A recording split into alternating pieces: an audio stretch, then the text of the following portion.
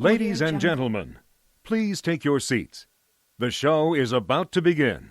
I should have lined every goddamn nurse up on day shift that was part of my care team yesterday and just gave them tank kicks before I walked out of that son of a bitch yesterday. This is a bunch of bullshit. Hello and welcome back to the Titty and Shiner Show. This is episode 57. My name is Big Titty, and I want to go to the Chili Bowl so damn bad. Well, my name is Shiner, and I'm still undefeated against asthma. You kicked its butt again, huh? Yes, I did. And we got our good buddy Donnie in the studio with us tonight. Ladies and gentlemen, Donnie Smith. Round of applause. Donnie, welcome, my friend. Good to have you in here, buddy. And thanks for bringing that PBR in there underneath your elbow when you came through the door tonight. Yeah, you know, there's a good saying that every famous person has a really good person behind them. And I'm not famous, so there's absolutely nobody behind me but Shiner. Shiner's quite a bit famous, and so we're going to put Donnie behind Shiner. That'll just take care of that saying. So he's a good one to have on your six, bud. Yeah, that's for sure. Plus, he fixes airplanes. I mean, come on. I know, man. I know. But he couldn't fix my refrigerator. He can get an object up in the air to fly, but he couldn't fix my refrigerator, man. Right. Yeah. Oxygen system in the plane, no problem. refrigerator system on a refrigerator. Ooh, man, that's a toughie.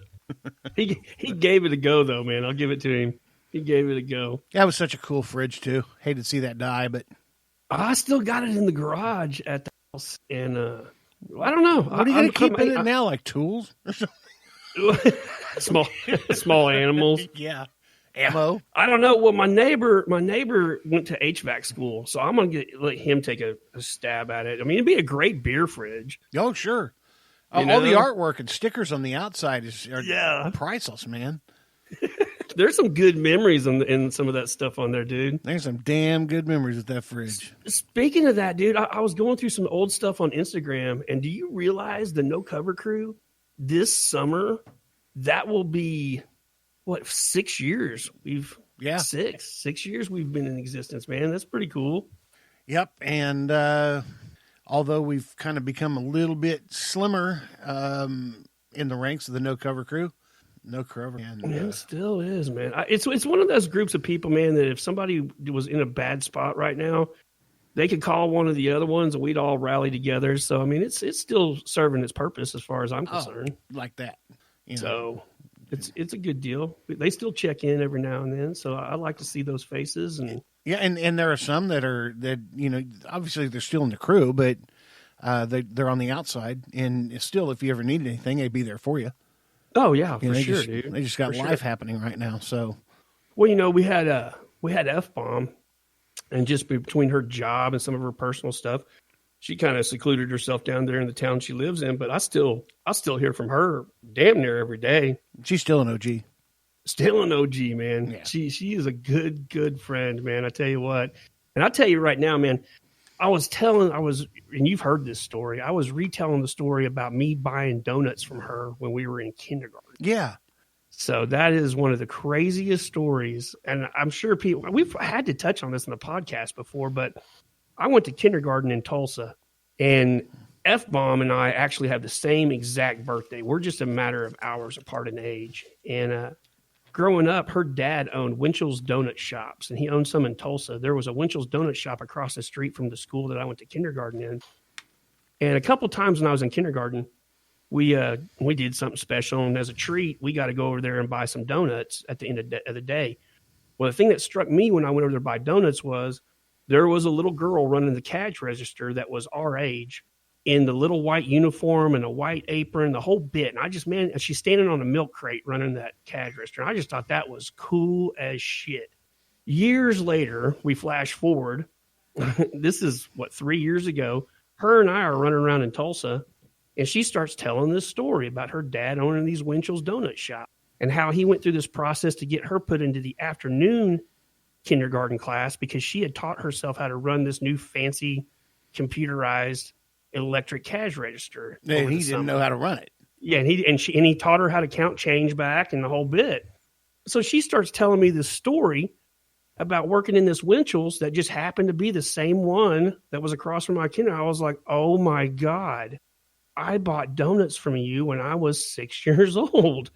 So F-Bomb and I actually ran across each other as children, and then fate just threw each other in each other's path, and we became great friends. So yeah, I mean, that's a weird thing to think about.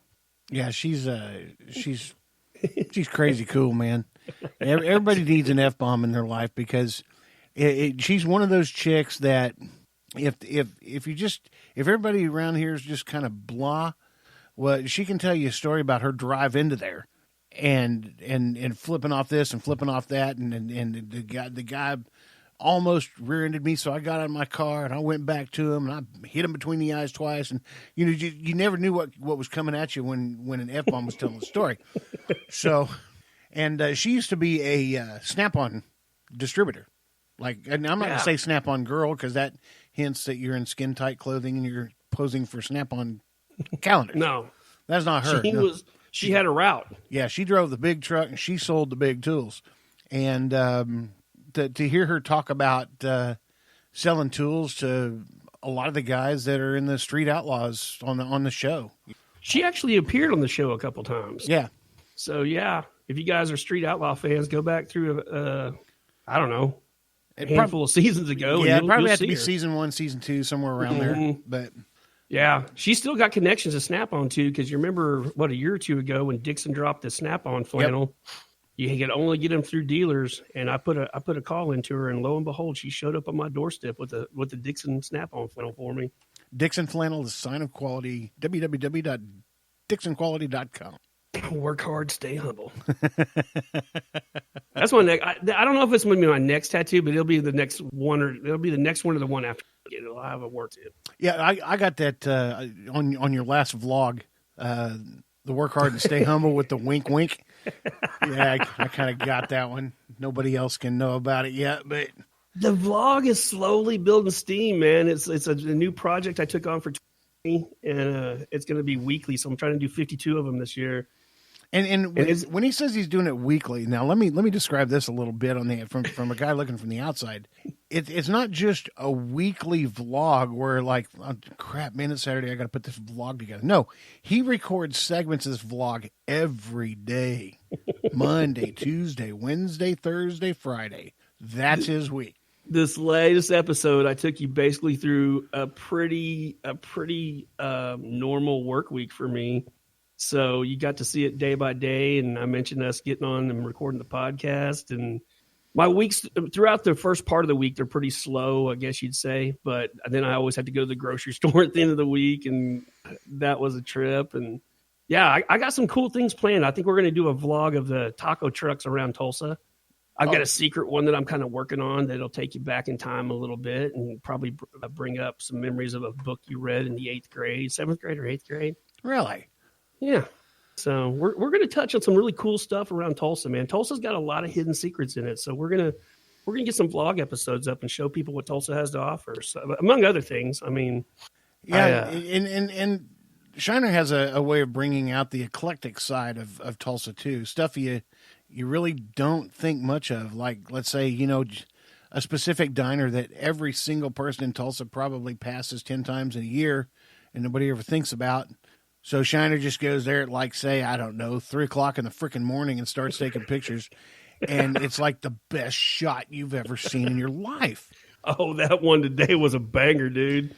That was a banger. That was crazy. And so I'm sure you guys will probably see a little snip of that on the next vlog. Yeah, we got some B-roll footage we're going to put in there of that diner in the wee hours of the morning. And yeah, Tulsa's got a very eclectic side to it. People don't know about. So, you know what I'd like for you to kind of stick in the vlog, if it's possible for me to suggest at least something, and it's happening right by your house, is to be able to go by there in the afternoon, just on the outside, and take a picture or shoot a little video of the number of stacker racing rigs that are outside. Oh, yeah. Where the Chili Bowl, where the Chili Bowl is. They're running the Chili Bowl right now in Tulsa.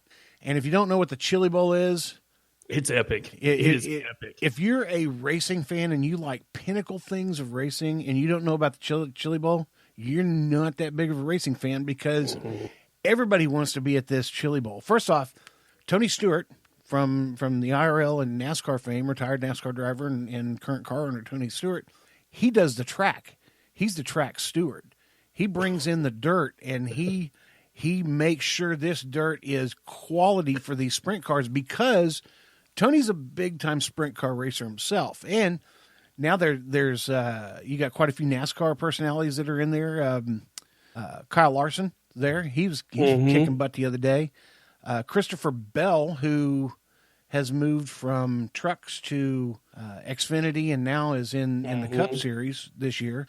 And what's cool about that, I think, for Christopher Bell, he can take a shit car and race the crap out of it. That dude can drive the wheels off a car, dude. And he's from Norman, Oklahoma. I remember watching him in wing sprint car races here in Oklahoma. So going back to Tony, was it last year or the year before he got into? Oh, that was great. It's probably 3 years ago, maybe. Was that how long ago? There was a heckler in the crowd. A drunk fan. A drunk heckler. Everybody has one. If you're a comedian, you got to own at least one drunk heckler. This guy was a drunk heckler, and there was something very sad that happened in Tony Stewart's career. It was a off NASCAR weekend. He was running a sprint car. I forget where it was at. I think it was somewhere in the Northeast. And he and another guy kind of got together, tangled, and the other guy wrecked and brought out a caution. So these sprint cars, you can't stop them. If you stop them, the engine stops. There's no clutch. It's a direct drive. That's why there's a truck that pushes them to start them, right?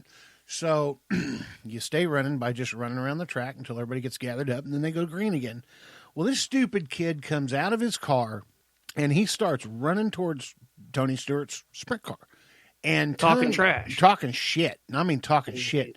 And Tony, to turn these cars, the tires are staggered. Your right rear tire is a much bigger circumference than the left rear tire.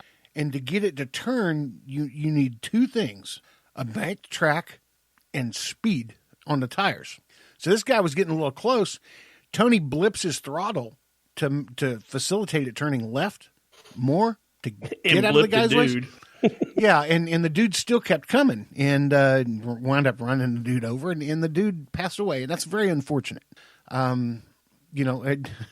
And Tony caught a lot of flack because he is a hothead. He caught a hell of a lot of flack, and he felt horrible for it too. Yeah, don't think he didn't. He's a hothead, but I'll bet he cries. I'll bet he cries more than I do. Oh, I wouldn't doubt that. Yeah, he wears his heart on his sleeve. So, as do I. But anyways, so this guy died. Well, you got this heckler up in the crowd, and he's just heckling, calling Tony everything but a white man, and then he starts calling him a killer, and boy, that just set Tony off. And Tony goes up into that crowd, and mind you, Tony's 5'9" and about 200 pounds. He's a pretty stocky boy. And he gets in this guy's face. Well, turns out this guy is a sheriff's deputy for Tulsa County. Used to work with me and my brother. Yeah, and he was drunk. He was drunk. A fan just happened to catch this on video, and it went viral, and it went on all the news. And then all of a sudden, this guy gets called into his commander's office, the sheriff's office, and given his walking papers. Yeah, he gets his place in the unemployment line. Yeah. So there's two morals to this story. Number one, don't get too drunk at a race. You'll look like an idiot. Number two, don't make fun of Tony Stewart. No. We know especially if he's behind the wheel of a car.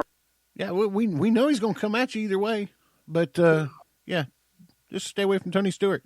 Man, we took a left turn on this deal, didn't we? Well, no pun intended. You know what? So do they do at the Chili Bowl. 4 of them, as a matter of fact. So that was totally not planned. So, anyways, yeah, with this week and all that mess going on there, I think that'd be kind of cool. Yeah, man, I need to get down there and try to. Yeah.